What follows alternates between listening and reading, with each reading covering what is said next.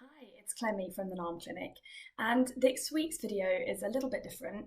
I wanted to share with you my top tips for working from home because I know that many of you are already being advised to work from home, and I think it's looking more and more likely that over the coming weeks, more of you will be encouraged to work from home.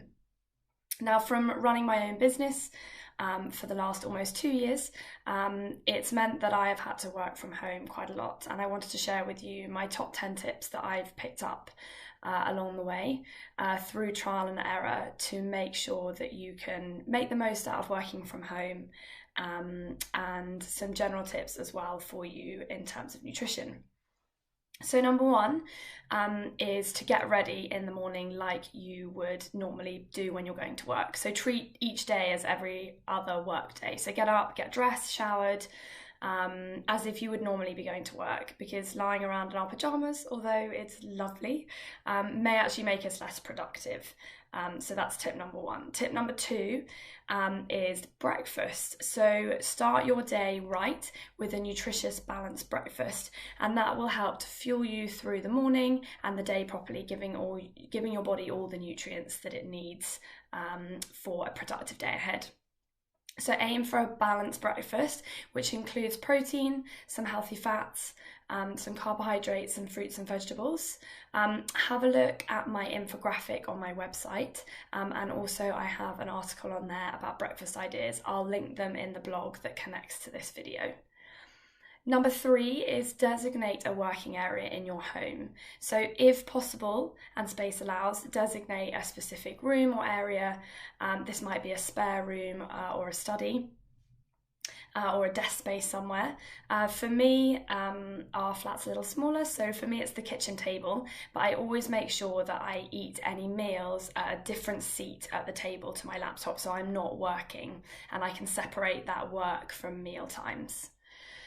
Number four is stay hydrated. So making sure we're getting enough fluids is really, really important to help keep us focused and keep concentration up. And dehydration can really affect our ability to concentrate. Number five is sticking to your usual meal times. So this helps to keep some kind of structure in your day as well, and makes it feel more like a work day. Now, changes in our routines can sometimes have an impact on the way we eat and perhaps cause stress eating, but that's completely normal. Don't be too hard on yourself. Just have nutritious and tasty snacks on hand for when you do feel hungry between meals, and make sure you're having those balanced meals like I discussed about breakfast.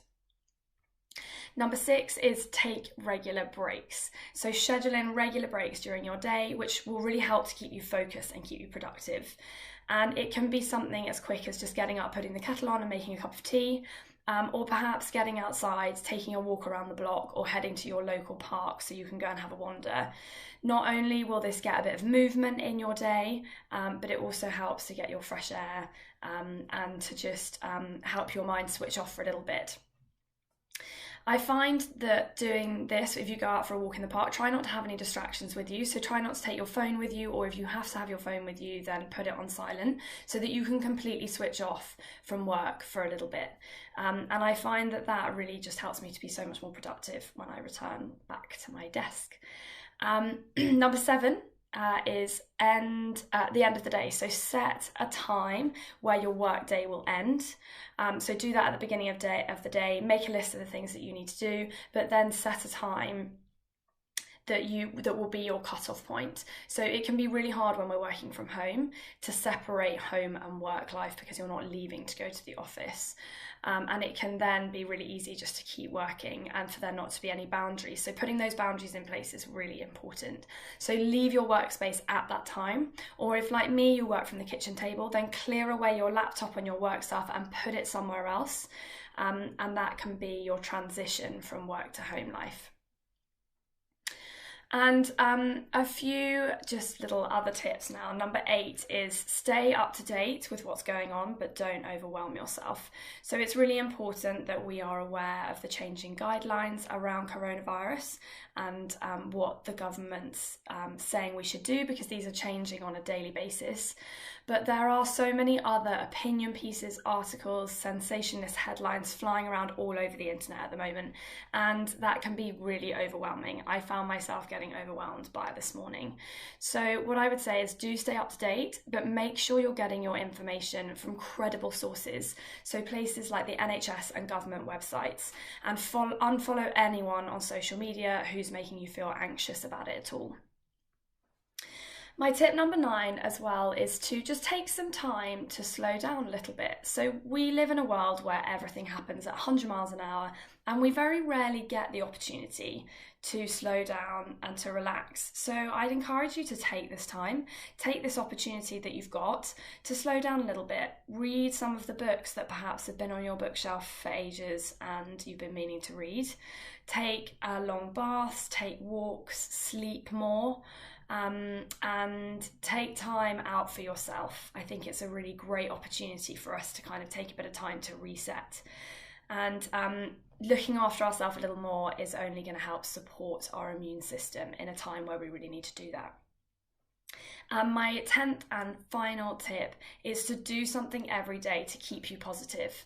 So despite the fact that we are trying to carry on as normal, I know that it's a really uncertain time, and at some points it can be a bit scary about what we're hearing. But do something each day and schedule this in. Do something every day that makes you happy and helps to keep you positive.